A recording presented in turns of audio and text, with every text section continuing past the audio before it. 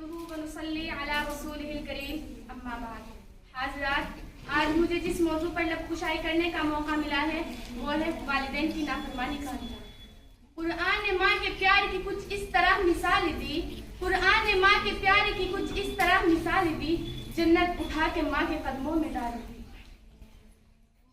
हाज़रात, मिशकात शरीफ की हदीस है, मोहम्मद अरबी सल्लल्लाहु अलैहि वसल्लम फरमाते हैं कि जो शख्स अपने वालिदैन की नाफरमानी करेगा उसको उस वक्त तक मौत ना आएगी जब तक कि वो दुनिया ही में उसका मजा ना चले और आखिरत में सजा मिलेगी वो मिलेगी।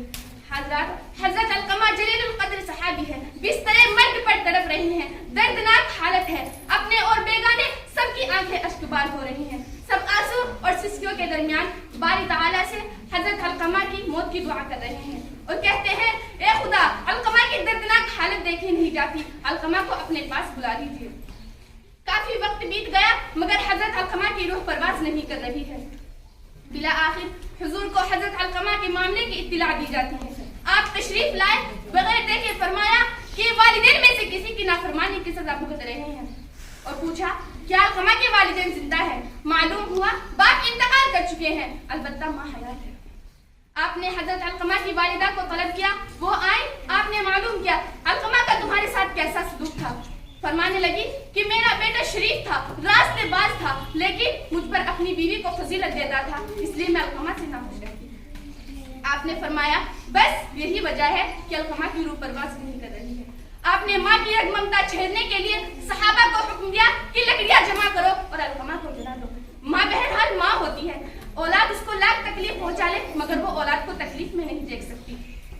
जब हजरत अलकमा की वालिदा ने सुना क्या अलकमा को जला रही हैं तो रोने लगी और कहा कि मेरे बेटे को आग में ना जलाए, मैं अलकमा को माफ करती हूँ। जब हजरत अलकमा की वालिदा ने हजरत अलकमा को माफ किया और आपने हजरत अलकमा के लिए दुआ की, हजरत अलकमा मालिकुल हकीकी से जानी। खुदा ने माँ को अजमत कमाल दी, खुदा ने माँ को अजमत कमाल दी, उसकी दुआओं से आई मुसीबत बिता ली।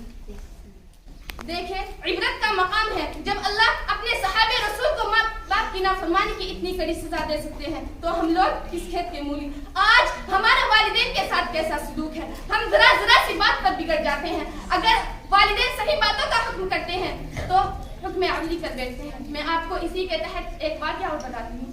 एक नौजवान शाम को ऑफिस से काम करके घर लौटता है, बीवी आते ही माँ के खिलाफ शिकायत करती है। नौजवान गुस्से में दरदराता हुआ माँ के पास जाता है। माँ बेचारी नमाज पढ़ रही है, सजदे की हालत में है। नौजवान ने माँ की नमाज का ख्याल ना किया और माँ की गर्दन पर इतनी जोर से पांव रखा कि माँ सजदे की इसी हालत में जा हो गई।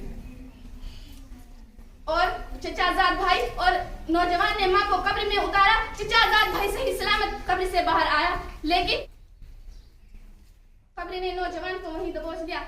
लोगों की निगाहों के सामने जब इस नौजवान का ये अंजाम हो रहा है, नौजवान खौफ और दहशत की वजह से चीख रहा है, चीख चीख कर तड़प जाता है, वहीं पर मर जाता है। आखिरकार लोगों ने उस पर भी मिट्टी डाल दी। जब लोगों की निगाहों के सामने ये अंजाम हो रहा है तो खुदा जाने कब्र में कितना भयानक अज़ाब भुगत रहा होगा।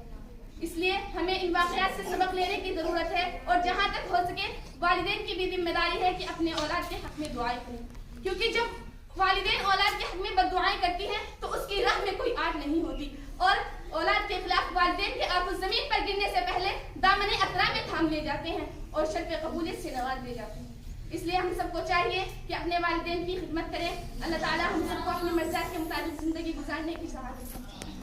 खुदा ने माँ को अज़मत कमाल दी, खुदा ने माँ को अज़मत कमाल दी, उसकी दुआओं से आई मुसीबत भी डाल दी। वालिदैन होंगे तो वफा कौन करेगा, वालिदैन होंगे तो वफा कौन करेगा, मोहब्बत का हक अदा कौन करेगा। खुदारा हम सब के वालिदैन को सलामत रखना, वरना हमारी जिंदगी की दुआ कौन करेगा।